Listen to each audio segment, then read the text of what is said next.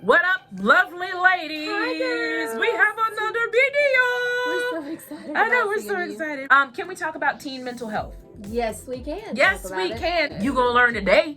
How do you know if something is going on with you? This is a really important topic for right now because we're off our regular schedules. We're not seeing our usual people. You may be really afraid. So we want you to have some tools for assessing yourself, how you're doing with your mental health. We take for granted the fact that if something's wrong, we'll know that something's wrong. There's times when we're legitimately not aware that something is hitting us harder than we thought. We can be numb to what we're experiencing. We can be denying what we're experiencing. And so here's some things to ask yourself to figure out if there's more happening than you're aware of.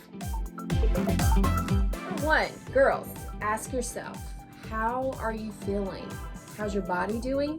How are you doing mentally? How are you doing socially? Physically, it's important to pay attention to how you're feeling physically because sometimes your body will tell you that something's bothering you before your feelings do. Or one common sign of anxiety is for your stomach to hurt. For some people, it's a lot of headaches. Shoulder pain, neck pain, back pain can actually be connected to anxiety.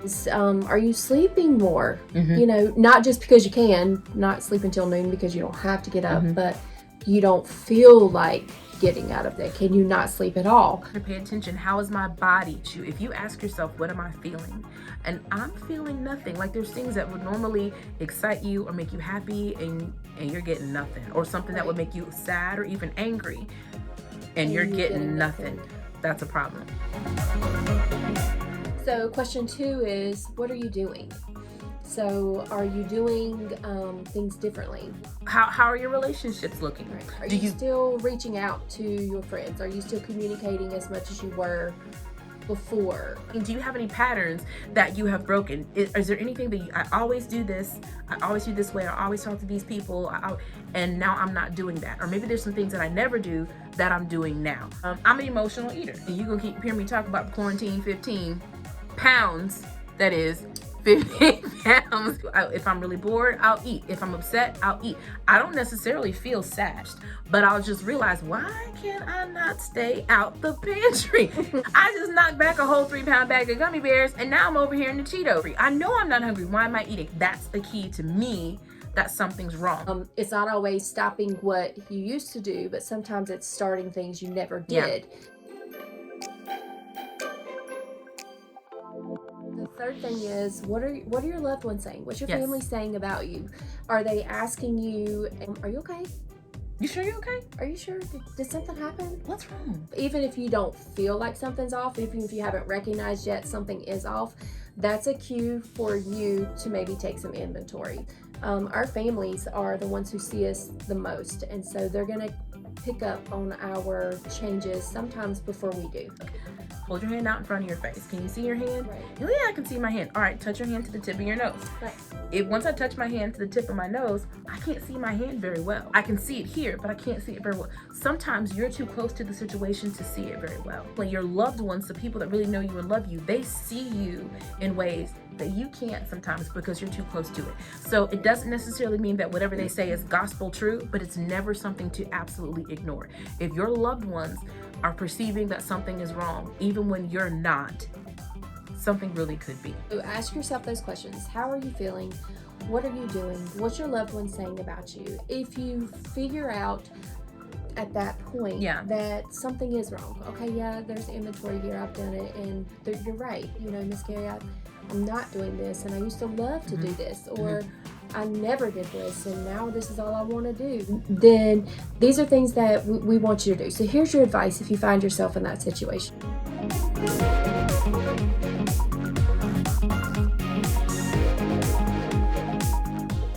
Be honest with yourself. Yes.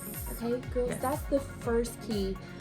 Is acknowledging where we are. So if you're honest with yourself, even if you don't know what it is that's wrong, even if you don't know what triggered you, you don't know what the catalyst is, the simple act of acknowledging to yourself that I'm not okay is the first step in getting you healthy. And it's okay to say exactly what you know to be true. Like, well, I'm not okay. Well, what's wrong? I don't know. I just know I'm not okay. Being honest with yourself, ladies, is deeper than we think that it is, because we're not always honest with ourselves. Maybe you were in a relationship and this person was complete trash to you, just trash to you. But the breakup happened, there was a breakup, and you're really down about it. You really missed it. And you know they were trash. And all your friends know they were trash. You don't want to say how you're feeling to your friends. You don't even really want to admit to yourself that they were trash, but I kind of miss Ray Ray. I'm not saying call Ray Ray. That's the devil. Don't do that. I'm just saying be honest with yourself about the fact that, you know what, that hurt more than I thought it did. Or maybe you were betrayed by a friend and you were, oh, I don't even care. I don't even care. Be honest. Or because we are where we are today, maybe it's you're a senior and you're missing out on your last seniors. year. We do. We love you. I know. And you feel like you have to stay strong, or that you can't feel the loss of what you have waited all this time to have. But be honest with how you're feeling. It's not about what other people are going to think about what you're feeling. You get to feel how you feel. But nobody gets to tell you how you're feeling. Nope. You get to feel the way you feel, and you get to own it, and you get to say it. So if you're feeling a certain way, say it. If you're not sure how you're feeling, say that. But you know that you're not okay, say that. So after you've acknowledged it and you're honest with yourself, then your next step is be honest with someone else.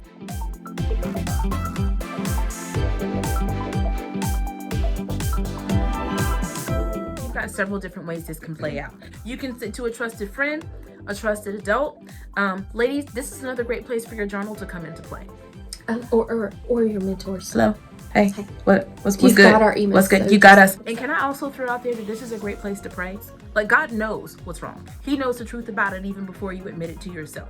But prayer is that act of reaching out and laying those things open to God and inviting him to come in to do something in that situation. He's a gentleman. God is not going to bust into your life and just fix stuff. He wants you to bring it to him.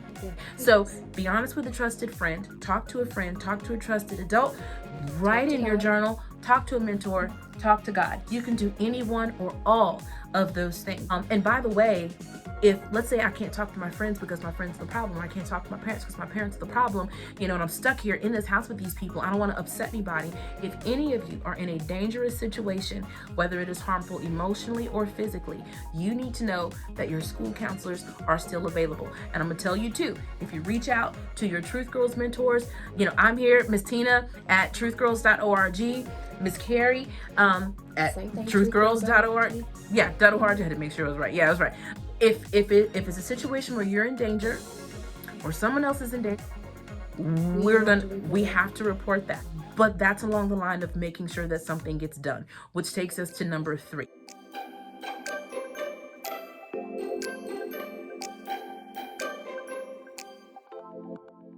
Which is to be active. Be honest with yourself, be honest with others, be active. Which basically just means do something. Be active in the literal sense, right. Get exercise, go outside. One of the biggest ways of relieving stress is to get some fresh air, some sunshine, and some exercise. So do that. But it really just means do something. Once I know that I'm not okay, don't sit there being okay with not being okay. Right. That's not okay. That's not okay. It's not okay to be okay with not being okay. See, that's because we're right here. And if you need some advice on that, that's what we're here for. Or your trusted friend, your trusted adult, get some input. If something needs to change, then something needs to change. Be active in changing your habits. Yes, so if ma'am. you're sleeping all the time, then make yourself get up. If you're not sleeping enough, make yourself go to bed. Maybe you're snacking all day long. So then set a routine. Why are you talking about me? I know, but I love you. I feel jealous. And stick with your changes too. If I stop binging today, I'm not going to be able to fit in all my clothes tomorrow. I'm going to have to continue to not binge for a continued amount. Give it a minute. If you replace, because you're not just going to quit anything, you have to replace bad habits with good habits. So if you replace those habits and you don't see results immediately, don't quit. If you know you're doing the right thing, like this is sound advice, I know I'm doing the right thing, don't quit. Honey, you keep turning that wheel and eventually that ship is going to turn. But if you need support, again, don't be okay with not being okay, because that's not okay. We're here to encourage you. Your mentors are here. Your trusted adults are here. So how are you feeling? What are you doing? What are your loved ones saying? Then Be honest with yourself, be honest with somebody else, and then get active. That's the truth. That's right. So that's the truth, because this is TruthGirlz. Thank you for watching. Can we talk about teen mental health? Is there anything that we missed? Did you have any suggestions? Do you have any tips that have worked for you? Have you struggled with any mental health issues? Have you struggled with it, and what helped? Drop us a line or send us some things you'd like for us to cover too.